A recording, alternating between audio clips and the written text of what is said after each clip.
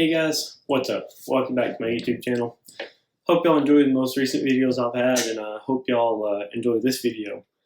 So, as you've probably seen in the title, I'm not 100% sure what the title is going to be at this exact moment, but the gun, or this video, is going to be about my very first handgun. It is a Glock 19x.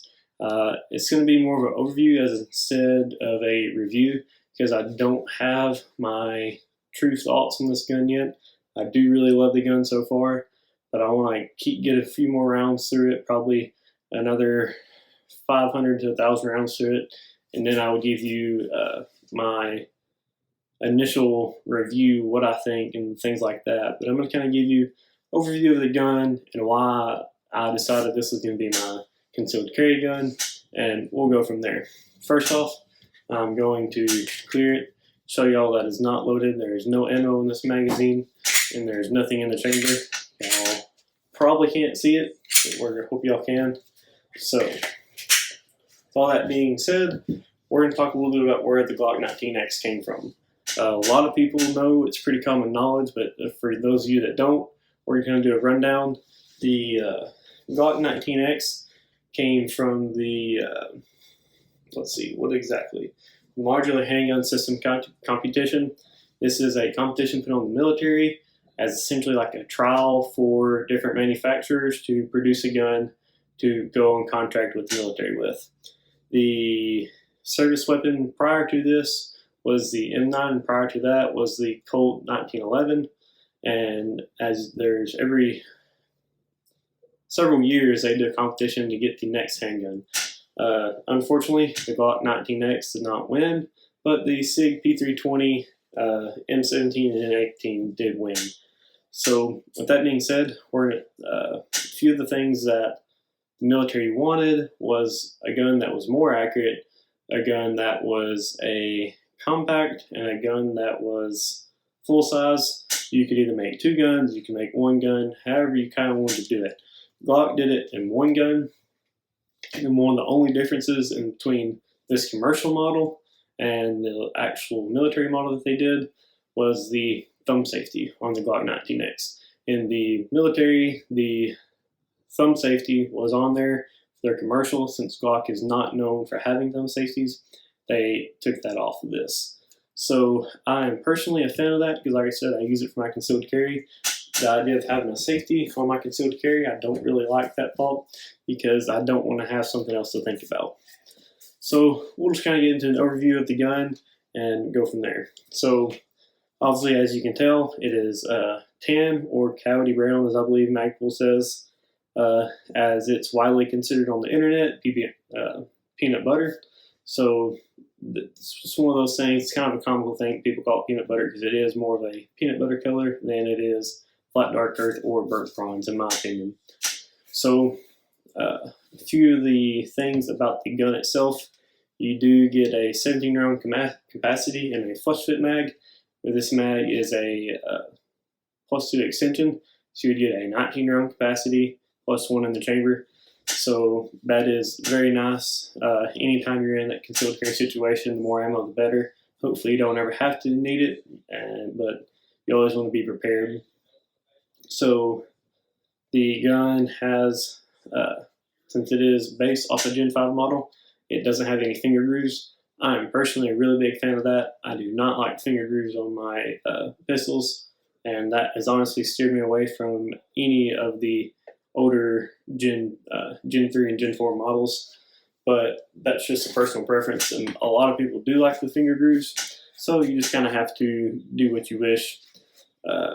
The gun has basically for a sling that you would mount to like a plate carrier or something like that. So if you need to drop the gun fast, it's not just going to fall on the ground. Also has this lip right here, which it caught a lot of flack for. I didn't really understand it, but also didn't have guns and mags that wouldn't go in there because this is, like I said, the first handgun I've ever bought. A lot of people complained you couldn't get Gen 3, Gen 4 mags in there, and I believe even some of the Gen 5 mags couldn't go in there. But I think that's honestly a little nitpicking. Like I said, I didn't have that experience. This gun does have the ambidextrous slide lock. So you have one on the left and the right side. There's a mag release. Also, you have the Glock Gen 5 trigger. The Gen 5 trigger is widely considered better than the rest of the triggers that they have in all their previous models. It has a pretty solid wall. Not sure how well you can tell it there, but it's got a wall and then has a pretty crisp break. And the reset on it, it's also pretty solid. It's there right at where the break started, and then you're ready to go again. So that's pretty solid for the trigger. The barrel is the GNB barrel, which is the Glock Marksman barrel. It is what is in all Gen 5 model guns right now, and I believe it is more accurate than the rest.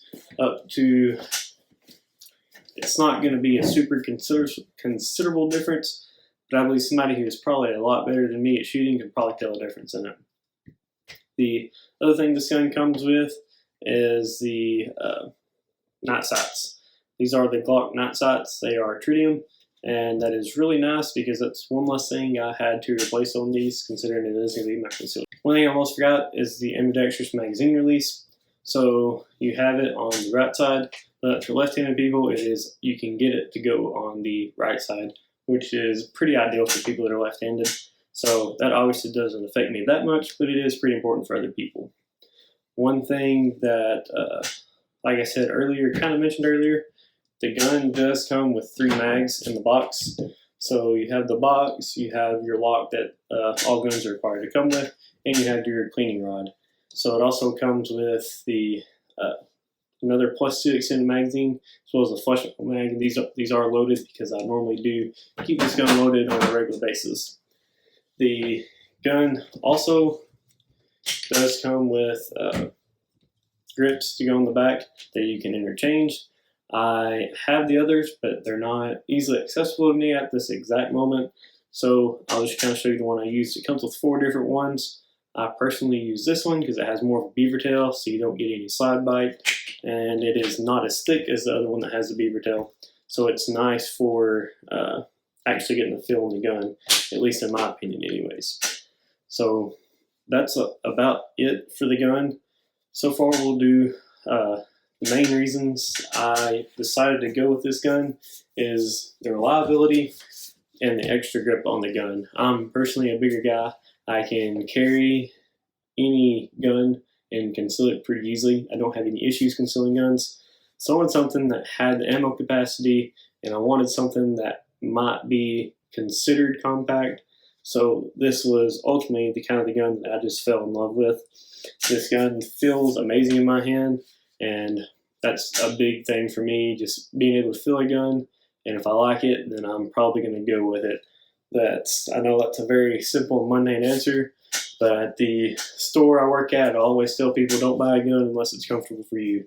It can be comfortable for other people, or your buddies might have it, but at the end of the day, you need the gun that's good for you. So that's a major reason for why I went with it, and I liked the ability of all the ambidextrous parts on it. So getting used to getting the slide catch right here, and a few other things that I found to be really nice. So I currently use this holster. This is the Tier 1 Concealed Axis Elite holster. I will do another video about this holster a little bit more in depth later, so y'all can see it, but this is the holster I use to carry right now, and I do carry appendix. What I forgot about as well is the idea of customizing. I want to essentially get on the fan train of building a Gucci Glock.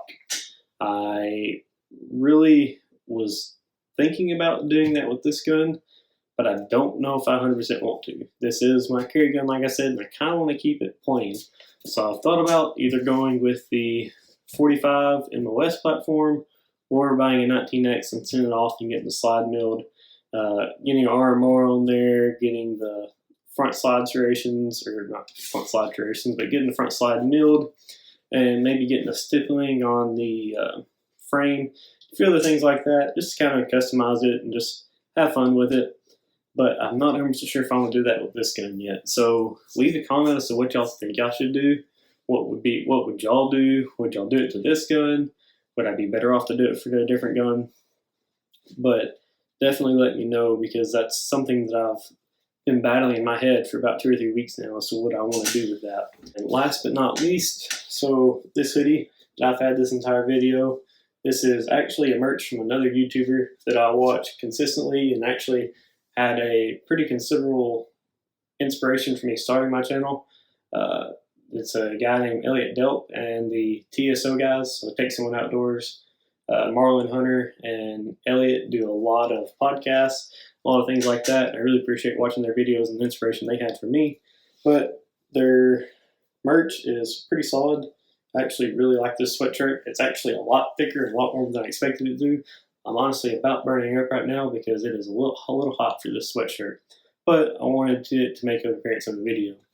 So with all that being said, hope y'all guys enjoyed the video. If y'all have any questions, like, comment, and subscribe. Or if y'all have any questions, hope y'all can comment and let me know. So I want y'all to like, comment, subscribe, and watch some of my other videos. Thanks, guys.